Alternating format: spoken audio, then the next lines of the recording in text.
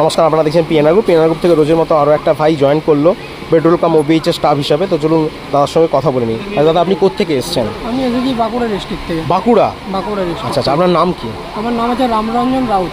রামরঞ্জন রাউত। তো সুদূর বাঁকুড়া থেকে আপনি যে এসছেন, কি বিশ্বাস ভরসায় আপনি এলেন? বলতে আমি পিএনআর গ্রুপে 6 মাস আছি।